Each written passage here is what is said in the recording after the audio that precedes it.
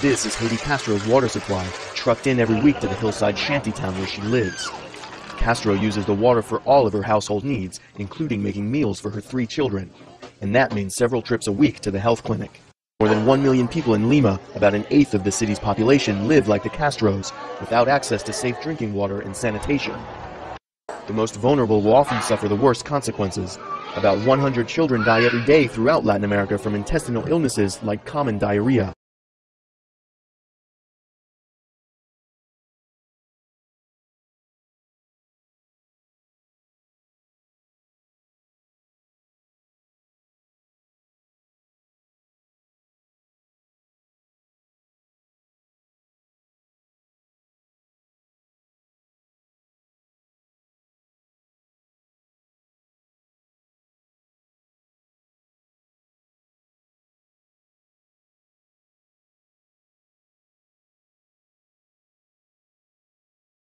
Ten families made up of former travellers and those in short-term social housing who'd decided to build their own homes.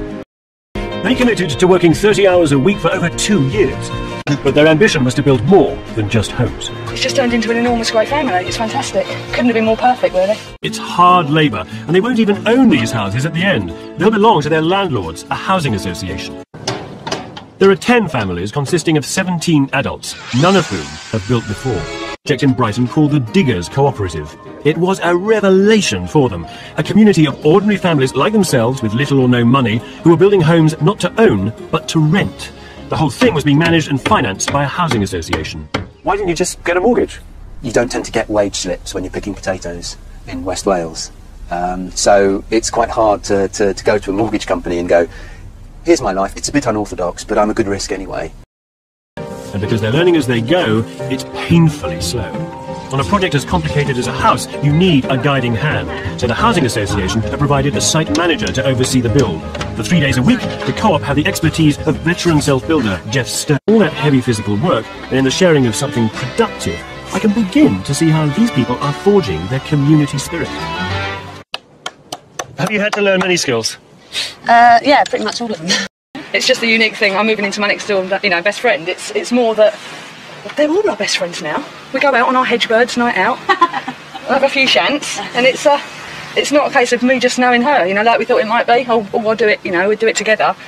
It's just turned into an enormous great family. It's fantastic. Couldn't have been more perfect, really. Work a week is proving almost impossible for single-parent Tony because there's no one to share the work with. If he can't catch up, he could even lose his house and all the investment of time he's put in. Have you fulfilled your quota so far? Is that? I got very badly behind at one stage, and I'm catching up. I was 100 hours behind now, I'm only 50. That's quite a lot. Yeah. I got in that situation because it was so difficult to obtain 30 hours a week in the first place. So as well. I mean, the girls said that last winter was quite easy because you were all enthusiastic and new to the project, but this one's going to be hard. Yeah, the novelty's wearing off now a little bit. In any kind of scheme like this, any scheme where you've got 17 people all working together day in, day out, outside, and people are going to get fed up with each other at times, but now it's just great. None of that matters anymore. We're all best mates again. So. Really? Yeah. Actually, really, yeah. That's really good. That social experiment, as it were. Really. Yeah. One of the last homes to be finished belongs to Paul Crouch, who ironically was the first to start the project.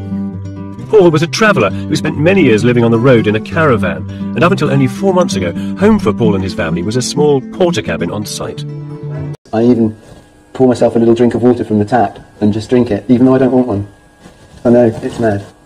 Yeah. Just to have running water. Yeah, it's terrific stuff. Obviously the houses are lovely, but the fact that we've actually got a genuine community and we're living with people that we like and trust and know well, and we look after each other, and it's extremely satisfying.